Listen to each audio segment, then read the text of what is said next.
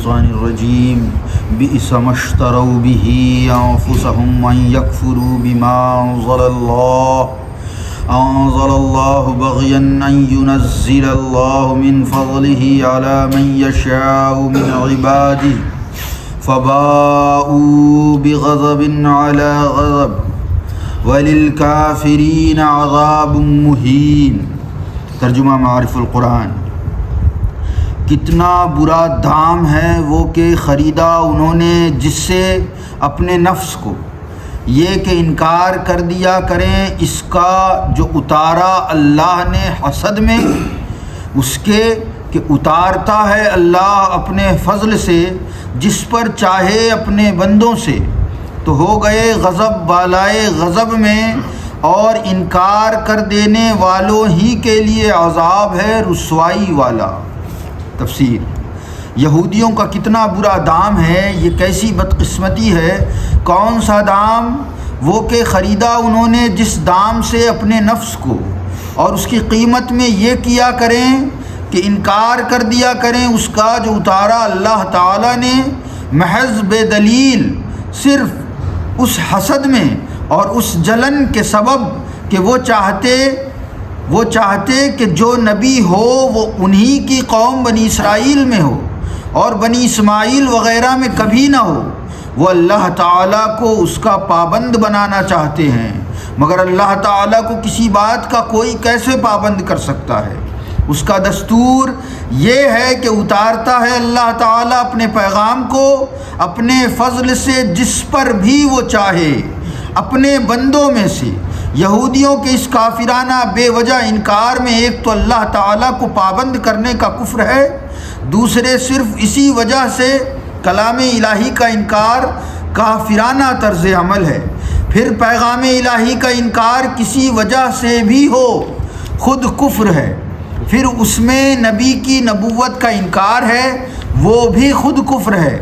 نبی میں ایک نہیں کتنے انبیاء کا انکار ہے جو کفروں کا ایک بڑا مجموعہ ہے، تو ان کفر بالائے کفر کی وجہ سے سارے یہودی ہو گئے غضب بالائے غضب میں دنیا و آخرت میں، اور یوں تو عذاب فاسقوں پر بھی ہو سکتا ہے، لیکن انکار کر دینے والوں ہی کے لیے اس قسم کا عذاب ہے جو رسوائی والا ہے۔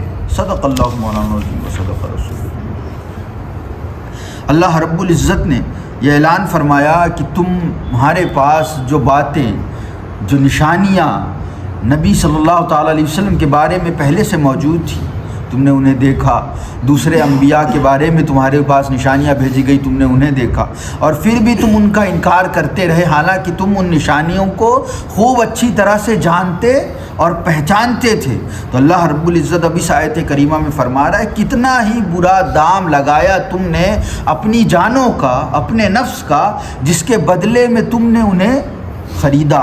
کن چیزوں کو خریدا؟ کفر کو خریدا اپنی نفس کے لیے۔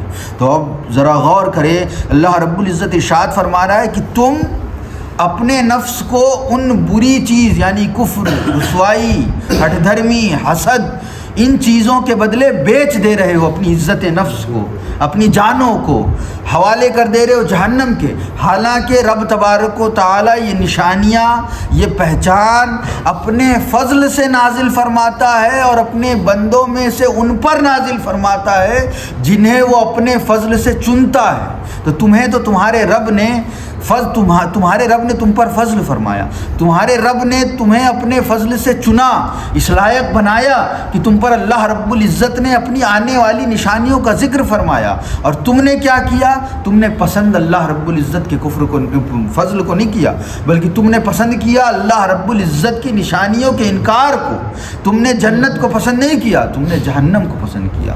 اللہ رب العزت کے فضل و کرم کو چھوڑ کر کفر اور نافرمانی کی طرف تم چلے گئے۔ یہی اللہ رب العزت فرما رہا ہے، اور فرماتا ہے کہ اتنا احسان جب رب تبارک و تعالیٰ کسی پر کرتا ہے اور جب وہ احسان فراموشی کرتا ہے تو رب تبارک و تعالیٰ فرماتا ہے تو یہ جرم بالائے جرم ہے، جرم تو یہ بھی ہے کہ کوئی فاسق ہو جائے، اللہ پر ایمان رکھتا ہو، نبی پر ایمان رکھتا ہو، نماز چھوڑتا ہو، جھوٹ بولتا ہو، تو یہ بھی جرم ہے۔ اللہ رب العزت فرماتا ہے عذاب تو ایسے لوگوں پر بھی آ سکتا ہے، لیکن جو کفر کے اوپر کفر کرتے جاتے ہیں، احسان فراموشی کرتے ہیں، پھر کفر کرتے ہیں، پھر انبیاء کو جھٹلاتے ہیں، پھر انبیاء کو قتل کرتے ہیں، اور صرف اس کی بنیاد کیا ہے؟ اتنی سی بات کہ تم یہ چاہتے ہو، حضرت ابراہیم کے دو بیٹے حضرت اسماعیل اور حضرت اسحاق، تم حضرت اسحاق کی نسل سے ہو، اور تمہاری یہ خواہش تھی کہ جتنے بھی نبی آئے حضرت اسحاق کے ہی خاندان سے آئے، ہماری نسل سے آئے، حضرت اسماعیل کے خاندان سے نہ آئے۔ اور رب تبارک و تعالیٰ نے اپنے آخری نبی کو اپنے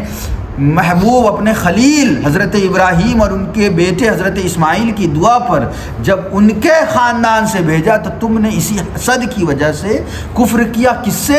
اس رب سے جس نے تم پر فضل فرمایا، اس رب سے جس نے تمہیں عظمتیں عطا فرمائی، اس رب سے جس نے تمہیں اتنے سارے انبیاء عطا فرمائے، اس رب سے تم نے اتنی چھوٹی سی چیز کی وجہ سے حسد کیا۔ اور رب تبارک و تعالیٰ فرماتا ہے جب اللہ رب العزت کے فضل کو، کرم کو، نعمتوں کو چھوڑ کر کوئی ذلت و رسوائی کو اختیار کر لیتا ہے، کوئی اللہ رب العزت کی ناراضگی کو پسند کرنے لگتا ہے، اس پر ایمان لانے کی بجائے اس کا انکار کرنے لگتا ہے، تو رب تبارک و تعالیٰ فرماتا ہے ایسے ہی لوگ وہ ہیں جو غضب بالائے غضب کے حقدار ہوتے ہیں، اور ایسے ہی کافروں کے لیے رسوائی والا عذاب ہے۔ یہ اللہ رب العزت نے یہودیوں کے لیے فرمایا، لیکن ہم بھی دیکھیں اللہ رب العزت نے ہم پر کتنے فضل فرمائے۔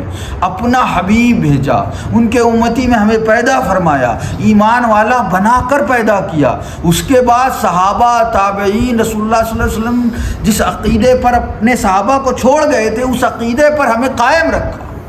اتنی بڑی نعمتیں ہمارے پاس ہے، اور ہم احسان فراموشی کے طور پر نبی کریم علیہ الصلاۃ والتسلیم کی بتائی ہوئی باتوں پر عمل کرنے کی بجائے اس سے روگردانی کرنے کو پسند کرتے ہیں۔ آپ صلی اللہ تعالیٰ علیہ وسلم کی تعلیمات پر چلنے کی بجائے ان تعلیمات کی خلاف ورزی کرنے کو پسند کرتے ہیں۔ تو ذرا سوچیں کہ ہم کس راہ پر جا رہے ہیں؟ کیا یہ وہی راہ نہیں ہے جس وجہ سے اللہ رب العزت یہودیوں سے ناراض ہو گیا، ان پر اپنا غضب برسا دیا اس نے، اور قیامت کے دن تک انہیں رسوا و ذلیل کرنے کا حکم ان کے ساتھ لازم فرما دیا؟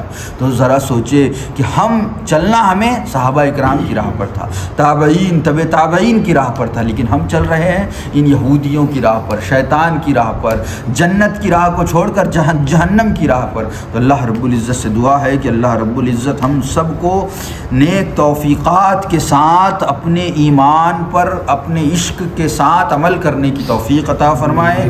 اللہ رب العزت سے دعا ہے کہ اللہ رب العزت ہم سب کو یہودی اور نصرانی روشوں سے محفوظ فرمائے۔ الفاتحہ علی حضرت النبی کریم۔